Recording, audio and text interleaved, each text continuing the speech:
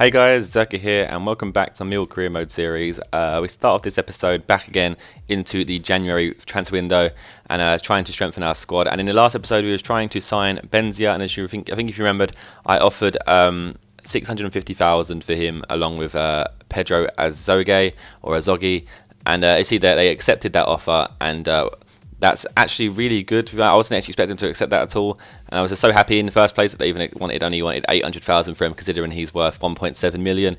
And the way that loads of people talk about him, it apparently turns into an amazing player. A lot of guys have signed him in their career mode series, so that I know that could be a bit boring because you're seeing the same players. So I try to, in the future, I'll try and stick away from players that other people have signed. Obviously, there are cases where sometimes you're going to have to sign those players because they're worth signing.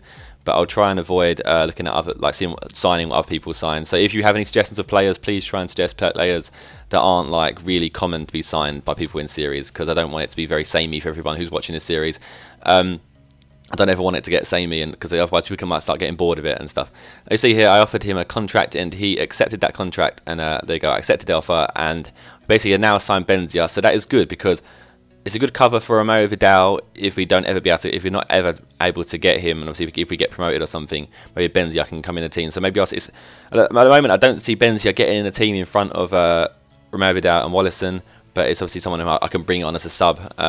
It also pushes another one of our strikers, Lecointe, even further down the selection pole. And if you just saw there, I had an offer for Mark Beavers that I just countered and sent another one back to Birmingham. We're going to our game against Arsenal. This is the second leg. It is the second leg of the Capital One Cup. And we went into this game with a 1-goal deficit, as they won the previous leg 2-1 with a 90th minute goal, or like an 87th minute goal, a very late goal. So we're still definitely within the picture of actually winning when we went into this game. So we definitely had a chance, as we gave them a good game in the first leg. And this time we're at home as well, so you'd expect that we had some bit more of an advantage compared to the last game. But they was completely dominating us in the first couple of 20 minutes. And there, I think that was Santi Cazorla. He nearly scored the craziest bicycle kick, and the ball somehow managed to get back to him. And then he scored a goal a nice goal from the edge of the area, just hitting the post and going in. And that put Arsenal 1-0 ahead, and that was put out to 3-1 aggregate. And from that point onwards, I kind of felt like I was out of a shot. I didn't really feel like I had a chance, because obviously I had to get 3 goals in order to actually win, and 2 goals just to get back with a draw to go to extra time. And I was creating a fair few amount of chances, but I just couldn't find the goal. And we're going to second half here, and to be fair, they were dominating me and I was just countering. That was kind of how it was working. They was having loads of chances and a lot of possession, and I was just waiting. I kind of like drawing them onto my defence and then trying to counter and try and use my pace of Romeo Vidal and stuff to get through. We couldn't really find any way through, so I did a little switch up in the 77th minute or something. I changed to a 4-2-4, which is obviously a very attacking formation, but it kind of leaves you lackluster in the midfield. But it's kind of a formation where if you kind of counter attack with it, you have 4 players and you can just pass it between all those 4 strikers. So I brought on obviously Benzia and other players. I brought on Benzia, Lecointe, and Chris Taylor, just to hope for a chance of even scoring a goal, just to get myself with a chance of getting like another 90th minute goal or something like they did to me. And there was my chance, and that went wide. And we're going to the 85th minute now, and I have another shot, and Spire's keeping us in the game there. And again, 90th minute, and I took Ramsey out there, kind of just like a rash challenge where I was just annoyed. I wanted to get the ball just to try and push up, but once that penalty had gone in, there pretty much was game over, and he scored that. That made it 2-0, made it 4-1 in aggregate, and that pretty much put me out of the cup. And that game ended 4-1 there, as you can see. And I'd had to have faced Man United in the final there, as Man United won the other semi-final 3-0 against West Ham. But imagine if West Ham had won that, and I had won that. Then that would have been Millwall West Ham FA Capital One Cup final. It would have been a great game. It would have been a great rivalry game, and it would have been great for all viewers. I probably would have just slagged off West Ham the whole time, especially if they had beat me. I've had to have gone back and replayed the match or something. And now I move into transfer deadline day, and I wasn't really planning on making any final buys or loans in this kind of last day. But I was trying to offload a lot of players, trying to free up my wage budget and try and get some more money in my transfer budgets, because obviously I now need to try and find a way of saving up to get some money for Romeo Vidal, because I definitely want to get him. And whether it's going to be a case of me selling Wallison and Lecointe and maybe some other players in order to be able to get him, I think it'd be worth it, especially with Wallison being like 25, 26 already, And apparently, I think players' overall rating starts to go down after like 20. I think the players reached their peak around 27, 28. I think people said to me. We then go into our next game against Fulham in the FA Cup, and I started Benzia in this game opposed to Wallison. I think Wallison was tired, and I wanted to see what Benzia was like anyway, because obviously you guys have told me that he's awesome and that he grows really fast. So we'll see how that goes. And Fulham took the lead pretty early on for a Ruiz goal, I think his name is, and he scored again in the 39th minute to make it 2-0. And that was pretty much kind of felt like it was game over again at that point. I didn't really create any chances going to the second half, and the chances I did have in the first half or in the early parts of the second half were few and far between. And if it was a chance, it was a very poor chance, and it wasn't even worth showing. We go into the 81st minute here, and Romovida runs down the line, puts a cross in, and Edwards nearly gets up there and scores, but it just went narrowly over.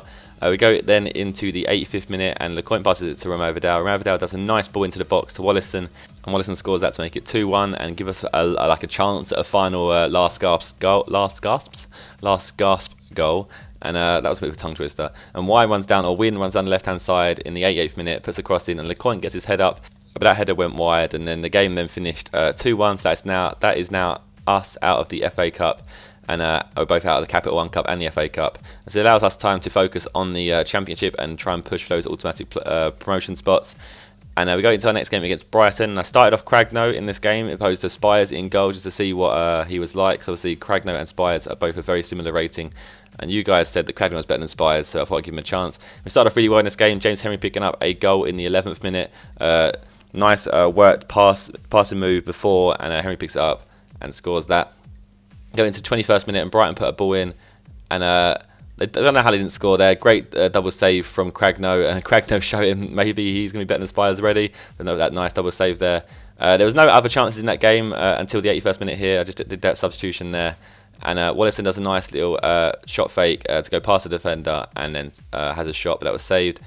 And in the 85th minute, Brighton has a nice passing move, and Jerome Thomas gets his head up there from that cross and scores to make it 1-0 in the 87th minute. And that was a bit heartbreaking, really, because I didn't really want to lose points against Brighton, because Brighton are in the bottom half of the table. And obviously, as I've said, I'm going to catch up with Norwich and Swansea. I'm going to need to win every game, as I've said in previous episodes.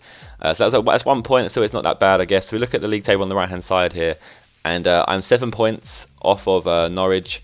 Line in third place at the moment, and you see there Brighton were like 17th or something there.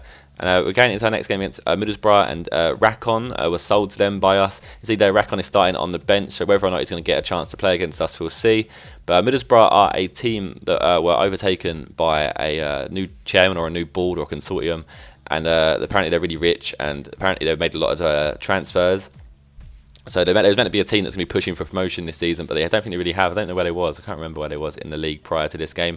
There wasn't really any chances. We're going to the second half already, and they had a nice shot there from the edge of the area, but that wasn't even really challenging for the goalkeeper. We're going to 51st minute, and Romovida has a nice dummy through his legs and has a shot, but that goes narrowly wide. One of those games where it's just like the chances that were there were really crap, and Jimmy Abdou tries to like turn Emnes there, opposed to just like kicking it out. Like, you've been down, you got to kick it out. And I was nearly punished for mucking about there.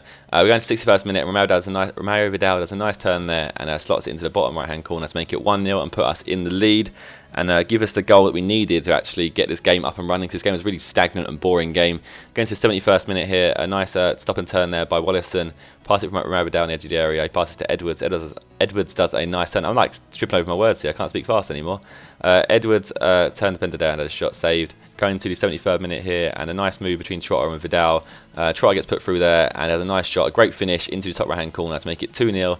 And Trotter was meant to be leaving us. He wanted to leave, and he never actually did leave. No one actually came in to offer it. No, I put him on the transfer list, and no one actually came in to buy him. And then he changed his mind and said he wanted to stay with us, and that's why I'm still playing him. I mean, I probably should have I probably should be playing someone else who actually wants to play for us, but he's a great player, and so I might as well keep playing him, and hopefully I can sell him at the end of the season. But I think his contract runs out at the end of the season, so hopefully someone can come in before his contract runs out. Otherwise, he's either going to lose him for like no money, or we have to re-sign him on a new contract, which I don't really want to do because he's getting quite old as well. But that game then ended 2-0, getting us 3 points that we needed. You can see there on the right hand side, actually, no, I didn't even need to show you on the right hand side anyway, because I'm going to show you the actual league table here. We see no love lost for Rakon was the media article after that game. And you see we are currently, let me open the league table, we are currently in third place, 5 points off of Norwich. same games played as them too. We have a game in hand over Wolves, Leeds and Ipswich, the rest of the playoff places. So we're pretty much very confident of our place in the actual playoffs. Looks like we're going to be in the playoffs at the end of the season. But whether or not we're going to catch up with Norwich is debatable still. Swansea look like they're long gone. There's going to be no chance of us catching up with them. And that is the end of today's episode. If you enjoyed, please do leave a like. If you have any feedback to give, then please leave a comment. And I shall see you guys in the next episode. Goodbye.